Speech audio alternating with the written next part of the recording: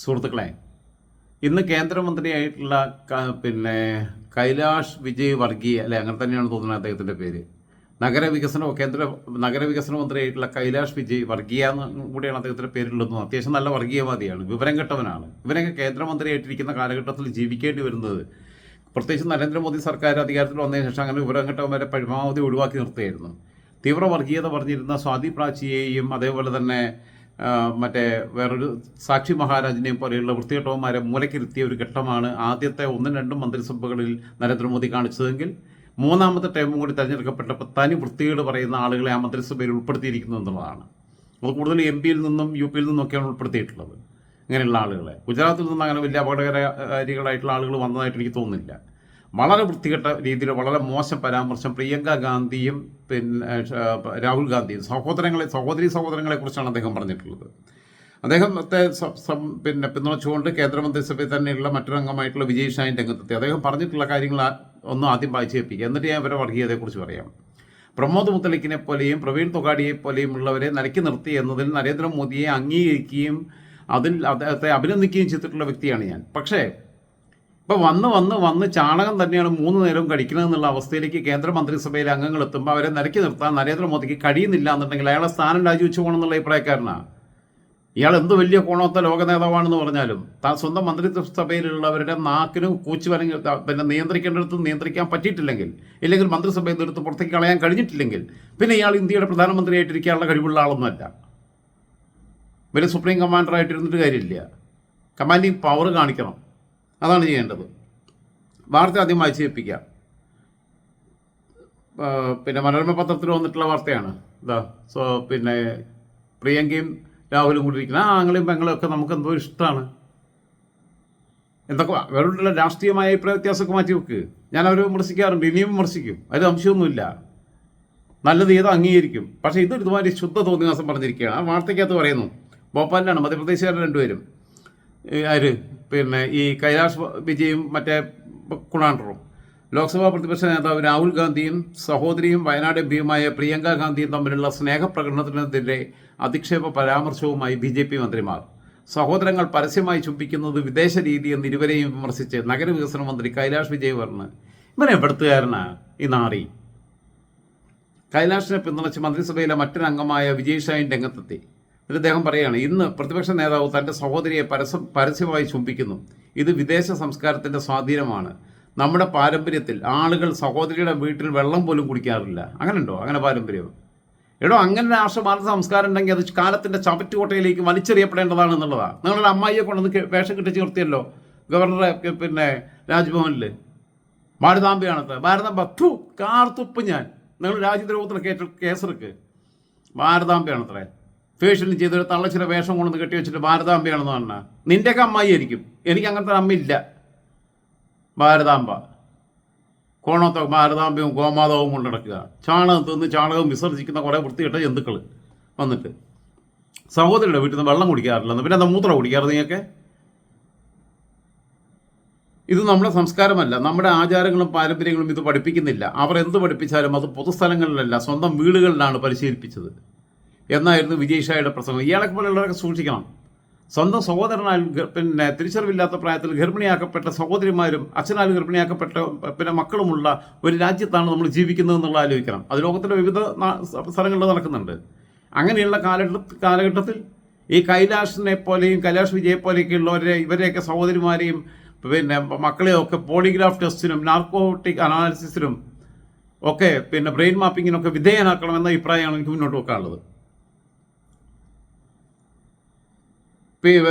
പിന്നെ തൻ്റെ സഹ MLA കാഞ്ചൻ തൻവയെ ചൂണ്ടിക്കാണിച്ചുകൊണ്ട് ഒരു പിന്നെ യുവതിയാണ് അവരുടെ BJPയുടെ, അവൾ തൻ്റെ യഥാർത്ഥ സഹോദരി കൂടിയാണെന്ന് വിജയ് ഷാ പറഞ്ഞു. അതിനാൽ ഞാൻ അവളെ പരസ്യമായി ചുംബിക്കുമോ? ഇന്ത്യൻ സംസ്കാരവും നാഗരികതയും ഇത് പഠിപ്പിക്കുന്നില്ലെന്നും അദ്ദേഹം പറഞ്ഞു. ആങ്ങളെയും പെങ്ങളും തമ്മിൽ പിന്നെ പരസ്യമായിട്ട് മൂക്കിൽ എന്താ കുഴപ്പം? പിന്നെ എന്താ റൂം അടച്ച് വാതിലടച്ചിട്ട് ചെയ്യാൻ? ഇത് ഫ്രഞ്ച് കിസ് ചെയ്യേ, സ്മൂച്ച് ചെയ്യോ, ലിപ് ലോക്ക് ചെയ്യോ എന്നല്ലോ ചെയ്യണേ. ആങ്ങളെയും പെങ്ങളും തമ്മിൽ പരസ്യമായിട്ട് കെട്ടിപ്പിടിക്കും, പരസ്യമായിട്ട് ഉമ്മ കൊടുക്കും ഒക്കെ ഉണ്ടാവില്ലേ? ആശ്ലേഷിക്കില്ലേ? സുഹൃത്തുക്കൾ തമ്മിലേയില്ലേ? സഹപ്രവർത്തകർ തമ്മിലേയില്ലേ? നമ്മുടെ കൂടെ ജോലി ചെയ്തിരുന്ന ആൾ പിരിഞ്ഞു പോവുകയാണെങ്കിൽ നമ്മളെ ചേർത്ത് പിടിക്കില്ലേ? ചിലപ്പോൾ നമ്മൾ നെറുകയിൽ ഉമ്മ കൊടുക്കില്ലേ? ഹഗ് ചെയ്യില്ലേ? പിന്നെ പലപ്പോഴും ഞാൻ കരുതാറുണ്ട് മലയാളത്തിലെ ഈ പുതിയ തലമുറ മലയാള സിനിമയിലൊക്കെ വന്നതിന് ശേഷം അതിൻ്റെ കുറച്ചുകൂടി നമ്മുടെ സംസ്കാരത്തിന് അത്ര മാറ്റം വന്നിട്ടുണ്ട്. ഞാനൊക്കെ പണ്ട് തൊട്ടേ ശീലിച്ചിട്ടുള്ളതാണ് അത്. ക്യാമ്പസ് കഴിഞ്ഞ് ഇറങ്ങിയിട്ട് 25 വർഷം കഴിഞ്ഞു, 48 വയസ്സായി, 28 വർഷമായി അപ്പോൾ പിന്നെ ഡിഗ്രി കഴിഞ്ഞ് ഇറങ്ങിയിട്ട്. ഡിഗ്രിക്ക് പഠിക്കുമ്പോൾ തന്നെ പ്രീ ഡിഗ്രി പഠിക്കുന്ന കുട്ടികളൊക്കെ കണ്ടു കഴിഞ്ഞാൽ ഒന്ന് തലയിലും തട്ടുക, അല്ലെങ്കിൽ ഒന്ന് ഇങ്ങനെ തട്ട് കെട്ടും, ചിലപ്പോൾ ചേർത്ത് പിടിക്കും. ആൺകുട്ടികളൊക്കെ ആണെന്നുണ്ടെങ്കിൽ കുറച്ചുകൂടി നമ്മൾ കുറച്ചുകൂടി ഫ്രീ ആയിട്ടാണ് പെരുമാറുക അവരുടെ അടുത്ത്. പെൺകുട്ടികളാകുമ്പോൾ ചെറിയൊരു ലിമിറ്റേഷൻ ഉണ്ട് നമുക്ക്. അങ്ങനെയൊക്കെ അന്നേ ചെയ്ത് ശീലിച്ചിട്ടുള്ളതാണ്. ഇപ്പോഴത്തെ മലയാള സിനിമയിലൊക്കെ എന്ന് പറഞ്ഞു കഴിഞ്ഞാൽ ഇപ്പം തന്നെ ഇപ്പോൾ ഒരു പുതിയ സിനിമ ഇറങ്ങിയല്ലോ, ഒരു പിന്നെ ഞാൻ ഒരുപാട് കാലത്തിന് ശേഷം സിനിമയ്ക്ക് നമ്മുടെ സന്തോഷ് വർക്കിയുടെ കൂടെയാണ് പോയത്. ആരാട്ടനെന്ന് വിളിക്കാൻ എനിക്കിഷ്ടമല്ല.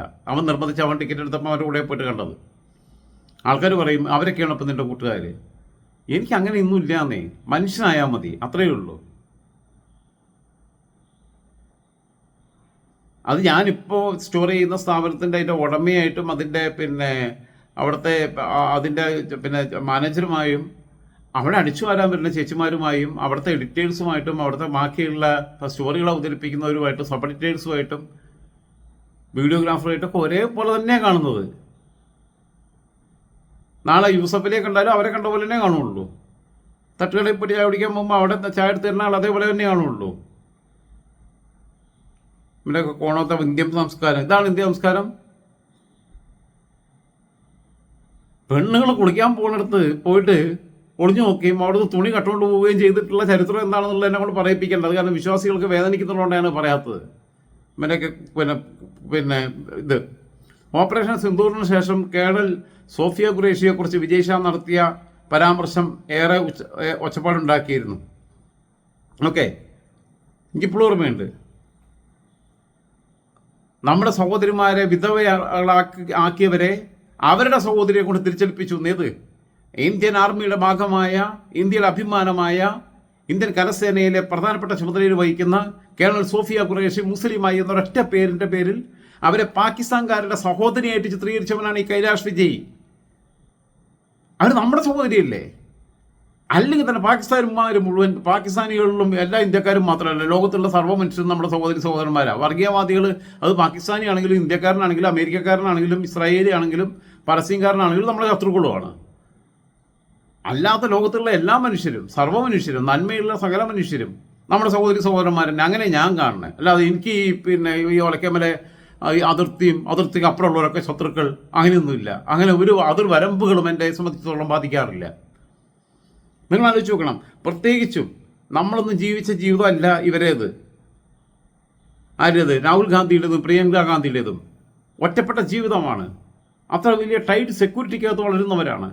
നമ്മളൊക്കെ നമ്മളെ കൂട്ടുകാരൊപ്പം കളിക്കുന്ന പോലെ കളിക്കാനുള്ള അവസരം കിട്ടിയിട്ടില്ല. പലപ്പോഴും ഏകാംഗ വിദ്യാലയങ്ങൾ അവരെ പ്രത്യേക അധ്യാപകരെ വെച്ച് പഠിപ്പിക്കരുത്. ഇവർ ഈ ആങ്ങളെയും പെങ്ങളും അവർക്ക് മാത്രമേ മിങ്കിൾ ചെയ്യാൻ അവസരം കിട്ടുന്നുള്ളൂ. വേറെ കസിൻസിൻ്റെ കൂടെ, വേറെ കൂട്ടുകാരുടെ കൂടെ പഠിക്കുന്നവരുടെ കൂടെ ഒന്നും കറങ്ങി നടക്കാനുള്ള സ്വാതന്ത്ര്യമില്ല. അവരുടെ കൂടെ കളിക്കാൻ പറ്റില്ല. അവരുടെ കൂടെ പാടത്തോ പറമ്പിലോ ഗ്രൗണ്ടിലോ പോയിട്ട് കളിക്കാൻ കഴിയുന്നില്ല. തൊട്ട് കളിക്കാനും സാറ്റ് കളിക്കാനും ക്രിക്കറ്റ് കളിക്കാനും പന്ത് കളിക്കാനും ചെസ്സ് കളിക്കാനും വരെ പറ്റുന്നില്ല. അങ്ങനെ വളർന്നൊരു ബാല്യമാണ്. പിഞ്ചു കുഞ്ഞുങ്ങളായിരിക്കുമ്പോൾ മുത്തശ്ശിയുടെ പിന്നെ എന്താ പറയുക, വെടിയേറ്റ അരിപ്പ പോലെയായ ശരീരം അവരെ കുഞ്ചിച്ചുകൊണ്ട് നടന്ന മുത്തശ്ശിയുടെ ശരീരം കാണേണ്ടി വന്നതാണ്. ഇന്ദിരാഗാന്ധിയോട് എനിക്ക് അഭിപ്രായ വ്യത്യാസമുണ്ട്, അടിയന്തരാവസ്ഥ എനിക്ക് അഭിപ്രായ വ്യത്യാസമുണ്ട്. അത് വേറെ മാറ്റി വെക്കൂ. അവരുടെ ഭാഗത്തുനിന്ന് ചിന്തിക്കൂ. ആ കുഞ്ഞുങ്ങൾ രാഹുലിൻ്റെയും പ്രിയങ്കയുടെയും ഭാഗത്തുനിന്ന് ചിന്തിക്കൂ. രണ്ടുപേരും നമ്മളെക്കാൾ പ്രായത്തിന് മൂത്തവരാണ്. പക്ഷേ അവരുടെ അന്ന് കുഞ്ഞുങ്ങളാണല്ലോ ആ പ്രായഘട്ടത്തിൽ.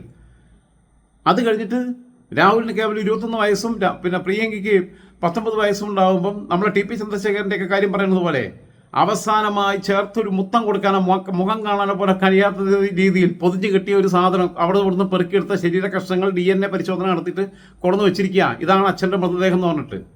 21 വയസ്സും 19 വയസ്സ് രണ്ടുപേർക്കും പ്രായം. 1991 മെയ് മാസത്തിൽ അത് കാണുമ്പോൾ അങ്ങനെ വളർന്നവരാ. Z category സെക്യൂരിറ്റിക്കകത്താ. വിദേശത്താണ് കൂടുതൽ കാലം പഠിച്ചത്. അങ്ങനെയുള്ള ടൈറ്റ് സുരക്ഷാ സംവിധാനങ്ങൾ കടന്നപ്പോൾ ഇവർക്കിടയിൽ അവർ തമ്മിൽ മാത്രമേ ഉള്ളൂ അവരുടെ കൂട്ടുകാർ. രാഹുലിന് വേറെ സുഹൃത്തുക്കളില്ല. രാഹുലിൻ്റെ സുഹൃത്ത് പ്രിയങ്കയാ. പ്രിയങ്കയുടെ സുഹൃത്ത് രാഹുലാണ്. വേറെ സൗഹൃദങ്ങളിലേക്ക് പിന്നീടാണ് അവർക്ക് പോകാൻ പറ്റുന്നത്. അത് പിന്നീട് അവർ വേറെ ചുമതലകളിലേക്കൊക്കെ വന്ന അച്ഛൻ്റെയൊക്കെ ഭരണശേഷം പിന്നീട് അവർ രാഷ്ട്രീയത്തിൽ വന്ന് അങ്ങനെ വരുമ്പോഴാണ് വീണ്ടും കുറച്ചെങ്കിലും അവർക്ക് പിന്നെ മറ്റു പലരുമായി ഇടപെടാനുള്ള ആക്സസ് കിട്ടുന്നത്. അതുകൊണ്ടാണ് രാഹുൽ ഗാന്ധി ഇപ്പോഴും അന്തർമുഖനാണ്. പ്രിയങ്ക അങ്ങനെയാണെന്നുള്ള അഭിപ്രായം എനിക്കില്ല. പ്രിയങ്ക പിന്നെ റോബർട്ട് വധേരിയായിട്ടുള്ള ഒരു സൗഹൃദത്തിൽ ഒരു പ്രണയത്തിലേക്കും ഒക്കെ പോകുന്ന അതിൻ്റെ ഭാഗമായിട്ട് ചേഞ്ച് വരുന്ന ഒരു മക്കളുണ്ടാവുന്നു. അപ്പോഴത്തേക്ക് ജീവിതത്തിൻ്റെ ഘട്ടം മാറുന്നു. ഇപ്പം പറയാം ആങ്ങളിപ്പം ഞങ്ങൾ നമ്മൾ അടച്ചിട്ട മുറിയിലാണ്, എന്താ ഭാര്യയും ഭർത്താവുക, ഫ്രഞ്ച് കിസ് ചെയ്യണേ, സ്മൂച്ചിങ് നടത്തണേ, ലിപ് ലോക്ക് ചെയ്യണേ. എടാ ഞാൻ എൻ്റെ പെങ്ങന്മാരൊക്കെ കുറേ ആളുകൾക്ക് ശേഷം കാണും. പെങ്ങന്മാരും എൻ്റെ കസിൻസിനും ഒക്കെ ഇപ്പം തന്നെ എൻ്റെ കസിൻ്റെ മോൻ്റെ കല്യാണം നടന്നപ്പോൾ എല്ലാവരെയും എൻ്റെ പല എൻ്റെ കസിൻസിൻ്റെ അവരുടെ ഭാര്യമാരെ കസിൻസിനെ അവരെയൊക്കെ കാണുമ്പം നമ്മൾ കെട്ടിപ്പിടിക്കുകയല്ലേ ചെയ്യണേ. കാലങ്ങൾക്ക് ശേഷം കാണുക സദാചാരം വരെ പഠിപ്പിക്കാൻ വരുന്നത്. ഇവിടുത്തെ മാങ്ങാണ്ടിയേക്കാൾ കഷ്ടമായിട്ടുള്ള ആൾക്കാർ, ഇവിടുത്തെ മാങ്ങാണ്ടിയേക്കാളും പറമ്പിലിനേക്കാളും കഷ്ടമായിട്ടുള്ള വൃത്തികെട്ടവന്മാർ ഇവന്മാർ ഇങ്ങനെ ഈ സദാചാരം അധികം പ്രസംഗിക്കുന്നവരെയാണ് ഏറ്റവും കൂടുതൽ സൂക്ഷിക്കേണ്ടത്. തുറന്ന പുസ്തകം പോലെ നിൽക്കണോ. ഞാൻ പറഞ്ഞല്ലോ, സാക്ഷി മഹാരാജാവിനെയും മഹാരാജാവ് അയാളുടെ സമയം വിളിക്കുന്നത് മഹാരാജിനെയും സാദി പ്രാച്ചിയെയും പ്രവീൺ തൊഗാഡിയെയും പ്രമോദ് മുദ്രിക്കിനെയും പോലെയുള്ള വർഗീയവാദികളെ മൂലക്കിരുത്തിയതുപോലെ ഇവരെയൊക്കെ എടുത്ത് മന്ത്രിസഭയിൽ നിന്ന് ഒഴിവാക്കാനുള്ള ആർജവം ഇല്ലെങ്കിൽ നരേന്ദ്രമോദി എന്ത് വലിയ കോണത്തെ നേതാവാണെങ്കിലും ഓരോ ഒലക്കല്ലാന്ന് ഞാൻ പറയും. ഈ തെമ്മാടിത്തരത്തിന് കൂട്ടു നിൽക്കുന്നവൻ അതിനേക്കാൾ വലിയ തെമ്മാടിയാണെന്നല്ലേ പറയണ്ടേ. മോദി ഫാൻസിനാണെങ്കിൽ ഒന്നാലും എനിക്ക് കുഴപ്പമൊന്നുമില്ല. ഞാൻ പറഞ്ഞിട്ടുണ്ട്, ഞാൻ ഓരോരുത്തരുടെ മുമ്പിൽ എൻ്റെ ബുദ്ധി പണയം വെക്കാൻ നിന്നിട്ടില്ല, എൻ്റെ ചിന്താശേഷി പണയം വെക്കാൻ നിന്നിട്ടില്ല. എന്നെ നിങ്ങൾ സംഖ്യയാക്കേണ്ട, കൊങ്കിയാക്കേണ്ട, കമ്മിയാക്കേണ്ട, ഒരു പുല്ലും ആക്കണ്ട. അതിനൊന്നും നിങ്ങളെ ആരും കൊള്ളാത്തോടെ കുറേ കാലമായിട്ട് വോട്ട് ചെയ്യാൻ പോകാത്തത്. അതിൻ്റെ നാളത്തെ തെരഞ്ഞെടുപ്പിൽ എനിക്ക് പറ്റുന്ന എൻ്റെ അഭിരുചികൾക്കനുസരിച്ച് ഉള്ള ഒരു സ്ഥാനാർത്ഥി ഏത് മാറ്റി നിർത്തിയാലും, അത് അരിവാൾ ചുറ്റിയ നക്ഷത്ര മലയാളത്തിൽ നിർത്തിയാലും, കൈപ്പത്തി ചിഹ്നത്തിൽ നിർത്തിയാലും, കോണി ചിഹ്നത്തിൽ നിർത്തിയാലും, താമര ചിഹ്നത്തിൽ നിർത്തിയാലും വോട്ട് ചെയ്യാൻ ഞാൻ മടിക്കാത്ത ആളുമാണ്. എനിക്ക് പറ്റുന്ന ആളാണെന്ന് തോന്നണം, ഏവളാണെന്ന് തോന്നണം. പിന്നെ കുംഭമേളയ്ക്ക് തുണി കൊടുക്കാതെ വരുന്ന സ്വാമിമാരെ വേണോ പോയിട്ട് ആദരിക്കേണ്ടത്? ഞാനുണ്ട് അനിയത്തിമാരൊക്കെ എന്ന് പറഞ്ഞു കഴിഞ്ഞാൽ ഞങ്ങളൊക്കെ അങ്ങനെ വളരെ സ്വാതന്ത്ര്യപൂർവ്വം വളർന്നു. ഞങ്ങൾ തമ്മിൽ അടികൂടിയിട്ടുണ്ട്, വഴക്കൂടാറുണ്ട്. ഞങ്ങൾ 2 വയസ്സേ ഉള്ളൂ. പിന്നെ ഞങ്ങൾക്ക് ഇഷ്ടംപോലെ കൂട്ടുകാരുണ്ടായിരുന്നു. ഞങ്ങളെ കൂടെ പഠിക്കുന്നവരുണ്ട്. സ്കൂളിൽ ഞങ്ങൾ എത്തിക്കഴിഞ്ഞാൽ ഞങ്ങൾ ഒരുമിച്ചല്ല കളിക്കുന്നത്, അവരുടെ കൂടെ കളിക്കണേ. സ്കൂൾ വിട്ട് വന്നു കഴിഞ്ഞാൽ 4ാം ക്ലാസ്സൊക്കെ തൊട്ട് തന്നെ ഞാൻ പന്തലിക്കാനാണ് പോവുക. ഞങ്ങളുടെ നാട്ടിൻപുറത്തൊക്കെ എന്ന് പറഞ്ഞു കഴിഞ്ഞാൽ മലപ്പുറത്തായതുകൊണ്ട് തന്നെ ഈ 7സ് ഫുട്ബോളിൻ്റെ ഒരു ഭ്രാന്തുള്ള സ്ഥലമാണല്ലോ. അവധിക്കാലത്ത് ഞങ്ങൾ പിരിവിട്ട് പന്ത് മേടിക്കും. ആ പന്ത് അല്ലാത്ത കാലത്ത് കളിക്കാനുണ്ടാവും എല്ലാവരും കൂടെ കൂടിയിട്ട്. ഏതെങ്കിലും പറമ്പോ പാടമൊക്കെ വേനൽക്കാലത്താണെങ്കിൽ പാടം എല്ലാവരും കൂടെ കൂടിയിട്ട് പിന്നെ തൂമ്പയൊക്കെ എടുത്തിട്ട് ഞങ്ങൾ ഈ ചെറിയ കുട്ടികളാണ്, ഞങ്ങൾ തന്നെ അത് വൃത്തിയാക്കി എവിടെന്നെങ്കിലും 2 കവുങ്ങൊക്കെ സംഘടിപ്പിച്ച് പോസ്റ്റൊക്കെ ഉണ്ടാക്കി, അല്ലെങ്കിൽ കല്ല് വെക്കും. ഇത് പോസ്റ്റിന് പോയാൽ അടയാളം, ഗോൾ അടിക്കാൻ, അതിൻ്റെ ഉള്ളിൽ നിന്നിട്ട് ഗോൾ അടിക്കാൻ പറ്റുന്നത് രീതിയിൽ അവിടെ കൂടിയൊക്കെ നിന്നിട്ട് ഇങ്ങനെ ഒന്ന് കളിക്കും. അയൽവക്കത്തെ കുട്ടികളും ബാക്കിയുള്ളവരും എല്ലാവരും കൂടെ കൂടിയിട്ട് ഞങ്ങളെല്ലാവരും കൂടെ കൂടിയിട്ട് എൻ്റെ അനിയത്തിമാരും അവരുടെ ബാക്കിയുള്ള അടുത്ത വീട്ടിലെ കുട്ടികളും ഞങ്ങളെല്ലാവരും കൂടെ കൂടിയിട്ട് തൊട്ട് കളിക്കുന്നു, സാറ്റ് കളിക്കുന്നു, വേറെ ചട്ടിയും കുട്ടിയും കളിക്കുക എന്ന് പറയും. അങ്ങനെയുള്ള ഒരുപാട് കളികൾ കളിക്കുന്നു. മഴക്കാലത്താണെങ്കിൽ വീട്ടിൽ നിന്നിട്ട് ചെസ്സ് കളിക്കുന്നു, ചീട്ട് കളിച്ചിട്ടുണ്ട്. പപ്പ പഠിപ്പിച്ച് തന്നിട്ടില്ലേ, അങ്ങനെ കളിച്ചിട്ടുണ്ട്. അങ്ങനെയൊക്കെ തന്നെ കളിക്കട്ടെ. പകിട കളിക്കും, ഒക്കെ കളിക്കാൻ അറിയുന്നു മഴക്കാലത്താകുമ്പോൾ. അടുത്ത കാലത്ത് ഞാൻ കണ്ടിട്ടുള്ള എനിക്ക് ഏറ്റവും ഇഷ്ടപ്പെട്ട കാര്യമാണെന്ന് ഞാൻ പറഞ്ഞില്ല, ഈ ഒരു സിനിമ കണ്ട് സന്തോഷ് വർക്കിയുടെ കൂടെ പോയിട്ട് ഞങ്ങൾ നിർബന്ധപൂർവ്വം അവൻ ടിക്കറ്റ് എടുത്തിട്ട് നിർബന്ധപൂർവ്വം പോയി കണ്ടിറങ്ങി. പിന്നെ ആ സിനിമയുടെ റിലീസിങ്ങുമായിട്ട് ബന്ധപ്പെട്ട ഏതോ ഒരു സീൻ ഞാൻ ഫേസ്ബുക്കിലോ മറ്റോ അറിയാതെ ഇതിൽ ന്യൂസ് ഫീഡിൽ വന്നതാണ്. കല്യാണി പ്രിയദർശൻ്റെ ലിസിയുടെ മകൾ, അപ്പം അതേപോലെ തന്നെ സലീം കുമാറിൻ്റെ മകൻ, പിന്നെ ഇവരൊക്കെ കൂടി കാണുമ്പോൾ അവർ ആശ്ലേഷിക്കുന്നു. അതിലേറ്റവും നന്നായിട്ട് ആസഫ് അലി ഞാൻ എപ്പോഴും ശ്രദ്ധിച്ചിട്ടുണ്ട്. ആസഫ് അലി എല്ലാവരെയും ഹഗ് ചെയ്തിട്ടാണ് ഹഗ് ചെയ്യാണ് ചെയ്യാറുള്ളത്, വെറുതെ പോയി ഷെയ്ക്കാൻ കൊടുക്കുകയല്ല ചെയ്യാറുള്ളത് സഹപ്രവർത്തകരുടെ അടുത്ത്. അതൊക്കെ കാണുമ്പോൾ നമുക്കൊരു രസമായിട്ട് നമുക്കൊരു സന്തോഷം തോന്നാറില്ല. ഇതിനകത്ത് നമ്മുടെ കാലം മുന്നോട്ടാണ് പോകുന്നത്, അത് ചിന്തിക്കണ്ടേ? സഹപ്രവർത്തകർക്കിടയിൽ സുഹൃത്തുക്കൾക്കിടയിൽ ഹഗ് ചെയ്യുക എന്ന് പറഞ്ഞു കഴിഞ്ഞാൽ അതിനേക്കാളും വലുതായിട്ട് എന്താ ഉള്ളത്? നമ്മൾ ഇപ്പോൾ ഒരു മരണം വീട്ടിൽ പോയി കഴിഞ്ഞാൽ ഞാൻ പറയട്ടെ, ഇതൊക്കെ എല്ലാവരും മരിക്കും, എല്ലാവർക്കും പറ്റും, നാളെ നമ്മളും മരിച്ചും പോകും എന്നൊക്കെ പറഞ്ഞിട്ട് ഈ പരമ്പരാഗത രീതിയിലുള്ള ഈ ക്ലീഷേ പ്രയോഗങ്ങൾ നടത്തുന്നതിന് പകരം ഒന്ന് തലയിൽ ഇങ്ങനെ ഒന്ന് കുറച്ച് നേരം ഒന്ന് തടിക എടുത്ത് നിന്നാൽ, അല്ലെങ്കിൽ തോടി കൂടി കുറച്ച് നേരം ചേർത്ത് പിടിച്ച് നിന്നാൽ, അല്ലെങ്കിൽ ഇങ്ങനെ ഒന്ന് തൊട്ട് കഴിഞ്ഞാൽ ഞാൻ കൂടെയുണ്ട്, നിൻ്റെ കൂടെയുണ്ട് എന്നുള്ള മെസ്സേജ് ആ ബോഡി ടച്ചിലൂടെ പാസ് ചെയ്യാൻ പറ്റുന്നുണ്ട്. ആ സ്പർശനത്തിലൂടെ കൊടുക്കുന്ന മെസ്സേജിനേക്കാളും ആശ്വാസത്തെക്കാളും വലുതായിട്ടൊന്നുമില്ല. അവിടെ പോയിട്ട് നാളെ നമ്മളും മരിക്കും, ഒരു നാൾ ജനിച്ചാൽ ഒരു നാൾ മരിക്കും, നമ്മൾ ആത്മാവിന് സ്വർഗം കിട്ടട്ടെ എന്ന് പ്രാർത്ഥിക്കാം എന്നൊക്കെ പറഞ്ഞിട്ട് അപ്പോൾ പോയിട്ട് അവിടെ ഭൗതികവാദോ അല്ലെങ്കിൽ ഇത്തരം കാര്യങ്ങളോ അല്ലെങ്കിൽ പിന്നെ മറ്റേ ബൈബിളിലോ ഖുറാനിലോ രാമായണത്തിലോ ഏതെങ്കിലും കോപ്പിലെ പുസ്തകം ഉണ്ടെങ്കിൽ അതിലോ മുത്തുച്ചിപ്പിലോ ഒന്നും എഴുതിയ കഥയൊന്നും പറഞ്ഞു കൊടുക്കേണ്ട ആവശ്യമൊന്നുമില്ല. ഇതിലെല്ലാം മുത്തുച്ചിപ്പിൽ എഴുതിയിട്ടുള്ള ഓരോ സാധനങ്ങളൊക്കെ ഉണ്ട്, ഒന്നും വലിയ മോശമൊന്നുമില്ല. വിശുദ്ധ ഗ്രന്ഥം എന്നൊക്കെ പറഞ്ഞു കഴിഞ്ഞാൽ മുത്തുച്ചിപ്പിയും വിശുദ്ധ ഗ്രന്ഥ, എന്താ സംശയം? ഞാൻ ദൈവവിശ്വാസിയെന്ന് പറയാറുണ്ട്. ഞാൻ ഇങ്ങനെ അന്ധമായിട്ട് വിശ്വസിക്കാറൊന്നുമില്ല ഒരു സാധനത്തിനകത്തും. ഇപ്പോൾ എൻ്റെ മുൻ ഭാര്യ, അവൾ പിന്നെ ഗൾഫിൽ വന്നു. അപ്പോൾ ആദ്യം വന്നപ്പോൾ വിസിറ്റിംഗ് 3 മാസം നിന്ന ആ സമയത്ത് അവിടെ ഖത്തർ ട്രിബ്യൂൺ പത്രത്തിലുണ്ടായി സന്തോഷ് ചന്ദ്രൻ, അതേപോലെ അങ്ങനെയുള്ള കുറച്ച് പേരുമായിട്ടൊക്കെ വളരെ അറ്റാച്ച്ഡ് ആയിരുന്നു അവൾ. വീക്കെൻഡിൽ ഞാൻ മദ്യപാന സദസ്സിൽ പോകുമ്പോൾ അവളെയും കൂട്ടിക്കൊണ്ടിരിക്കും, അവളും കൂടെ ഇരിക്കും. അവൾ ഒരു സുബേർക്ക എന്ന് പറയും, സുബേർക്കയുടെ കൂടെ അവൾ കുക്കിങ്ങിലൊക്കെ വളരെ സജീവമായിട്ട് പോകും. സുബേർക്ക അവളും കൂടെ ഭക്ഷണമൊക്കെ ഉണ്ടാക്കും. ഞങ്ങൾ ഇരുന്ന് മദ്യപിക്കുമ്പോൾ അവളും ഇടയ്ക്ക് വന്നിരുന്ന് വർത്താനൊക്കെ പറയും, കവിത കൊല്ലുക, അങ്ങനെയൊക്കെയുള്ള നല്ല രസകരമായ പിന്നെ സദസ്സായിരുന്നു. നാസർ മാഷ്, റഫീക്ക, മനോജേട്ടൻ, പിന്നെ ഈ സുബേർക്ക, ഞാൻ, അങ്ങനെയുള്ള കുറച്ച് പേര്. പിന്നെ അവിടുന്ന് അവൾ പിന്നെ സന്തോഷമായിട്ട് വളരെ അറ്റാച്ച്ഡായി. പിന്നീട് അവൾ കുറച്ച് നാൾ സന്തോഷിൻ്റെ ഭാര്യയുടെ കൂടെ അവൾക്ക് ആദ്യം PG അഡ്മിഷൻ കിട്ടുമ്പോൾ അവർ പിന്നെ പറ്റിയ വീട്ടിലേക്ക് ഞങ്ങൾ അവിടെ വാടകയ്ക്ക് പോകുന്ന വരെ സന്തോഷിൻ്റെ വീട്ടിൽ നിന്ന്, ചെറിയച്ഛൻ്റെ വീട്ടിൽ നിന്ന് പഠിക്കാൻ പോയിട്ടുണ്ട്. സന്തോഷ് ഇപ്പം ഞങ്ങൾ ഇവിടെ പോകുന്നതിൻ്റെ തലേന്ന് സന്തോഷ് വീട്ടിലേക്ക് വരുന്നു. അപ്പോൾ സന്തോഷ് ഇവൾക്കൊരു ബാഗ് അങ്ങനെയുള്ള 1-2 സാധനങ്ങൾ ഗിഫ്റ്റ് മേടിച്ചിട്ടൊക്കെയാണ് വന്നത്. അതിൽ പിന്നെ ഞാൻ പിന്നെ ഇവരൊറ്റയ്ക്ക് സംസാരിച്ചുകൊണ്ടേ എഴുതി. അത് കഴിഞ്ഞിട്ട് പിന്നെ സന്തോഷം വല്ലാത്തൊരവസ്ഥയില്ല. സന്തോഷം ഞാൻ അങ്ങനെ കാണുന്ന ആദ്യമാണ്, ഇങ്ങനെ പുറത്തേക്ക് ഇറങ്ങി വന്ന്. അപ്പോൾ പിന്നെ സന്തോഷ് അത് കഴിഞ്ഞിട്ട് യാത്ര പറഞ്ഞ് പോയി. അപ്പോൾ അവൻ്റെ കണ്ണ് നിറഞ്ഞിട്ടുണ്ടായിരുന്നു. അവൻ പോയി, സന്തോഷ് ചന്ദ്രൻ. ഇപ്പോഴും ഖത്തറിലുണ്ട്. ഇപ്പോൾ ഖത്തർ ട്രിബ്യൂണിൽ നിന്ന് വിട്ടുമെന്ന് തോന്നണു. അവരുടെ വീട്ടിലൊക്കെ പോയിട്ട് ഞാൻ ഇവളും കൂടെ താമസിച്ചിട്ടുണ്ട്. അതുപോലെ അവൻ്റെ ഭാര്യയായിട്ടൊക്കെ നല്ല ബന്ധമായിരുന്നു. ഇപ്പോൾ കുറേ കാലങ്ങളായിട്ട് കണക്ഷനൊന്നുമില്ല ഖത്തറിൽ നിന്ന് വിട്ടിട്ട്. സന്തോഷ് വാതിൽ തുറന്ന് പുറത്തേക്ക് ഇറങ്ങി വാതിൽ അടച്ചതിന് ശേഷം ഇവൾ എന്നെ കെട്ടിപ്പിടിച്ചൊരു കരച്ചില്ല. കാരണം സന്തോഷമായിട്ട് വിട്ടു പോരുമ്പോൾ ഉണ്ടാകുന്നൊരു മാനസിക വിഷമം എനിക്ക് മനസ്സിലാക്കാൻ പറ്റും. അവൾ പിന്നീട് അവൾ തന്നെ എന്നോട് പറഞ്ഞു, ഞാൻ സന്തോഷേട്ടനെയും കെട്ടിപ്പിടിച്ച് കുറേ നേരം കരഞ്ഞു പോയി എന്ന് പറഞ്ഞു. അതാണ് സന്തോഷിനെ കണ്ണെന്ന് വെള്ളം വന്നത്. കുറച്ച് കഴിഞ്ഞ് സന്തോഷം എന്നെ വിളിക്കുന്നുണ്ട്. എന്നെ വിളിച്ചിട്ട് പിന്നെ കുറച്ച് കഴിഞ്ഞിട്ട് അവരെ നോക്കിയിട്ടാന്ന് തോന്നുന്നു. എടാ പിന്നെ അവളെങ്ങനെയുണ്ട് എന്ന് ചോദിച്ചു എന്നോട്. ഞാൻ കുഴപ്പമൊന്നുമില്ലടാ എന്ന് പറഞ്ഞു. അങ്ങനെ ബന്ധങ്ങളുണ്ടാവുന്ന ഈ ബന്ധങ്ങളുടെ ആഴവും തീവ്രതയും തിരിച്ചറിയാൻ കഴിയാത്തവർ. ഞാനിപ്പോൾ ജോലി ചെയ്യാന്നല്ല, ഞാനിപ്പോൾ പോയിട്ട് 2 സ്റ്റോർ ചെയ്യുന്ന സ്ഥാപനത്തിൽ ഞാൻ കുറേ വർഷങ്ങളായിട്ട് ഇവിടെ ജോലി ചെയ്യണില്ല മാസശമ്പളത്തിന്. ആ സ്ഥാപനത്തിൽ ചെന്ന് കഴിഞ്ഞാൽ ഞാൻ അത്യാവശ്യം എല്ലാവരുടെ അടുത്തും, സൂര്യചേട്ടൻ്റെ അടുത്ത് മാത്രമേ ഉള്ളൂ പിന്നെ സ്നേഹം വല്ലാതെ പ്രകടിപ്പിക്കാൻ പോകുന്നത്. സൂര്യചേട്ടൻ കുറച്ചുകൂടി സീനിയറാണ്. കൈ പോലും ഷെയ്ക്കാർ പോലും കൊടുക്കാറില്ല. സൂര്യചേട്ടൻ അല്ല ഒന്ന് ഇങ്ങനെ പോകും. പിന്നെ അതേസമയം ചിലപ്പോൾ ഞങ്ങൾ മാത്രമുള്ള ഏതെങ്കിലും സമയത്ത് എന്തെങ്കിലും കാര്യങ്ങൾ പറയുമ്പോൾ ചിലപ്പോൾ ഒന്ന് പുറത്ത് കെട്ടിയിട്ടൊക്കെ അങ്ങോട്ടും ഇങ്ങോട്ടും വർത്താനം പറയാം. സൂര്യചേട്ടൻ അങ്ങനെ പ്രത്യേകിച്ച് മിലിറ്ററി ഷിപ്പ് ടൈപ്പ് പോണാടാ. സിബി ഞാനും തമ്മിലും ഞങ്ങൾ എന്ത് തമാശയും പറയും. പെൺകുട്ടികളുടെ അടുത്തൊക്കെ ആണെങ്കിൽ ഞാൻ ഒന്ന് ഇവിടെയെങ്കിലും തട്ടാതെ, അല്ലെങ്കിൽ ഒന്നിങ്ങനെ തട്ടാതെ നമ്മളുമായിട്ട് അസോസിയേറ്റ് ചെയ്യുന്നവരുടെ അടുത്തൊന്നും പോകാറില്ല. ചിലപ്പോൾ നമ്മൾ ഒന്നല്ല ഏറ്റവും കൂടുതലൊന്ന് വിഷ് ചെയ്യും. ആൺകുട്ടിയുടെ അടുത്താണെങ്കിൽ കുറച്ചുകൂടി സ്വാതന്ത്ര്യം കൂടുതൽ എടുക്കുക. എന്താണ് അതിൻ്റെ നാടി വളർന്നല്ലോ എന്നൊക്കെ പറഞ്ഞിട്ട് ഇങ്ങനെയൊക്കെ പിടിക്കും. പിന്നെ ജോസഫ് ഏട്ടനുണ്ട്. ജോസഫ് ഏട്ടൻ വിളിക്കാനില്ല, നമ്മളെക്കാൾ പ്രായത്തിൽ കുറവാണ്. പക്ഷേ എന്നാൽ തന്നെയും നമ്മൾ ചിലപ്പോൾ പുള്ളി എഡിറ്റിങ്ങിലാണ്. അപ്പോൾ ഇതൊക്കെ തലയിൽ സാധനമൊക്കെ വെച്ച് ചെവിയിൽ മറ്റേതൊക്കെ വെച്ചിട്ടൊക്കെ ഇരിക്കുന്നത്. അറിയാതെ പുറകിൽ കൂടി ചെന്നിട്ട് നമ്മളൊന്ന് ഒരു കുടിച്ചിലൊടിയും. ഇതൊക്കെ ചെറിയ ജീവിതം. അതിൻ്റെ ഇടയിൽ കൂടി ഈ പോട്ടന്മാർ പോയിട്ട് ആശ്രയിച്ച് കഴിഞ്ഞാൽ, ഒന്ന് ചുംബിച്ച് കഴിഞ്ഞാൽ, ഒന്ന് തോളി തട്ടിക്കഴിഞ്ഞാൽ, ഒന്ന് തലയിൽ തടവിക്കഴിഞ്ഞാൽ, ഒന്ന് കവിളിൽ തടവിക്കഴിഞ്ഞാൽ ഉടനെ ആങ്ങളെയും പെങ്ങളും തമ്മിൽ പാടില്ല. ഏത് യുഗത്തിലാണ് നീയൊക്കെ ജീവിക്കണേ? ഇവരൊക്കെ ഇന്ത്യയുടെ കേന്ദ്രമന്ത്രിയാണെന്ന് പറയുമ്പോൾ ഇന്ത്യക്കാർക്ക് നാണക്കേടല്ലേ? വിദേശ സംസ്കാരമാണത്രേ. പെങ്ങളെ വീട്ടിൽ നിന്ന് വെള്ളം കുടിക്കാൻ പാടില്ല അത്രേ.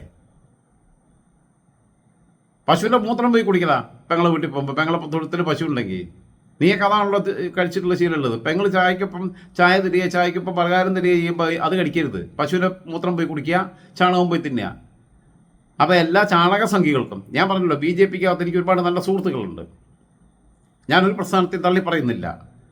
എല്ലാ പ്രസ്ഥാനങ്ങളുടെയും പ്രത്യയശാസ്ത്രങ്ങൾക്കകത്തെ നല്ലതിനെയും ചീത്തയും തിരിച്ചറിയാനുള്ള വിവേചന ബുദ്ധി തൽക്കാലം എനിക്കുണ്ടെന്ന് ഞാൻ കരുതുന്നു. നാളെ എനിക്ക് തകരാറ് പറ്റുമെന്ന് അറിയില്ല.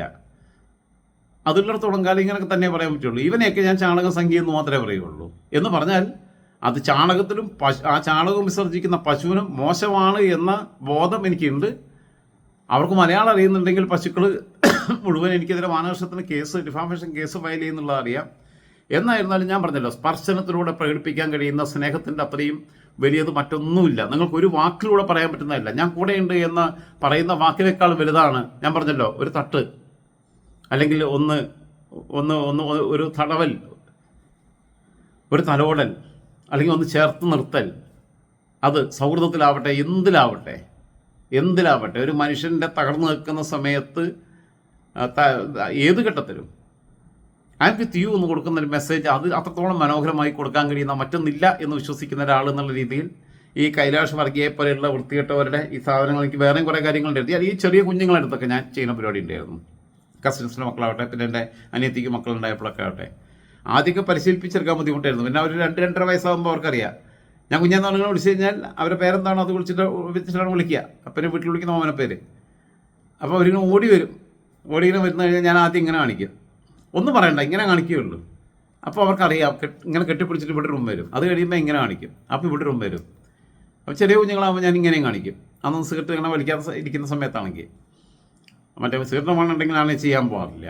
അപ്പോൾ ഇവിടെ ഒരു ഉമ്മ വരും. പിന്നെ അത് വളർന്നു വരുമ്പോൾ പിന്നെ നമ്മൾ ചുണ്ടിൽ ഉമ്മ വെപ്പിക്കുന്ന രീതിയിൽ നമ്മൾ മാറും. അപ്പോഴും ഇവിടെ ഉമ്മ വരിയിപ്പിക്കും. അത് അവർ കുറച്ചൊരു പ്രായം എത്തുമ്പോഴും അറിയാം. പിന്നെ ഒരു പ്രായം കഴിയുമ്പോൾ അവർക്ക് ഇതിനോട് വലിയ താല്പര്യമൊന്നും ഉണ്ടാവില്ല. നമ്മൾ ഈ ഓമനിക്കാൻ പോകുന്ന കാര്യങ്ങളും എനിക്കും എൻ്റെ കൗമാരത്തിൽ അങ്ങനെയായിരുന്നു. ഈ ആരെങ്കിലുമൊക്കെ വന്നിട്ട് എൻ്റെ ഗ്രാൻഡ് മദേഴ്സോ പിന്നെ ഗ്രാൻഡ് മദറോ ഗ്രാൻഡ് ഫാദറോ ഒക്കെ അവരൊക്കെ വന്നു കഴിഞ്ഞാൽ തന്നെ, അല്ലെങ്കിൽ മമ്മി പോലെയും മമ്മി പനിയൊക്കെ ആകുമ്പോൾ നെറ്റിൽ വന്നിട്ട് ഇങ്ങനെ തലോടാൻ വരും. അപ്പോൾ എനിക്ക് ദേഷ്യമാണ്. പിന്നെ മമ്മി ആ ഉറങ്ങി കിടക്കുമ്പോഴാണ് വന്ന് തൊട്ട് നോക്കാറുള്ളതെന്ന് പറയാറുണ്ട്. അത് നമ്മുടെ ഒരു ട്രാൻസ്ഫോർമേഷൻ്റെ പീരീഡാണ്. ആ സമയത്ത് നമ്മളെ കൊഞ്ചിക്കാൻ വരുന്നത് നമുക്ക് ഇഷ്ടപ്പെടില്ല. കൗമാരത്തിൻ്റെ ഒരു ഘട്ടത്തിൽ പ്രത്യേക സമയത്ത്. കാരണം നമ്മളങ്ങ് വളർന്നു എന്നുള്ള മട്ടിൽ നമ്മൾ എത്തുന്നതിൻ്റെ ഭാഗമായിരിക്കും. ഞാൻ കഴിഞ്ഞ ദിവസം എൻ്റെ പെങ്ങളെ മോള്, അവളിപ്പോൾ +1 അവർ കല്യാണ ഫംഗ്ഷൻ എറണാകുളത്ത് വെച്ചിട്ട് അതിൻ്റെ റിസപ്ഷൻ വേണ്ടി വന്നപ്പോൾ ഞാനിവിടെ വടിയിലെത്തി ഫോട്ടോ എടുക്കാൻ വന്നപ്പോൾ എന്നോട് പറഞ്ഞു, അച്ചാച്ചൻ തന്നെ വിളിക്കുക. അച്ചാച്ചൻ ഞാനിപ്പോൾ കുഞ്ഞുകുട്ടിയൊന്നല്ല എന്ന് പറഞ്ഞു. എന്നാലും ഇരുന്ന് ഫോട്ടോ എടുത്തു. പിന്നെ അപ്പം ഞാൻ പറയണത് ഇവനൊക്കെ എന്താ ചെയ്യേണ്ടതെന്ന് എനിക്കറിയില്ല. ഏതായിരുന്നാലും സജി ചെറിയാൻ അമൃതാനന്ദമയ്ക്ക് കൊടുത്ത പിന്നെ ആ സ്നേഹചുംബനവുമായി ബന്ധപ്പെട്ട ചില കാര്യങ്ങൾ എനിക്ക് പറയാനുണ്ട്. അതിപ്പോൾ ഇപ്പോൾ പറയുന്നില്ല, ഇതുമായിട്ട് മിക്സ് ചെയ്തോ പറയുന്നില്ല. അത് വേറൊരു സ്റ്റോറി ആയിട്ട് ചെയ്യാം. അതുവരേക്കും ഗുഡ് നൈറ്റ്. കാരണം ഇപ്പം തന്നെ സമയം 9 മണിയായി. ഇത് ഏറെ ഇട്ടാം, മറ്റേതുപോലെ നാളെ രാവിലെ ഇട്ടാം.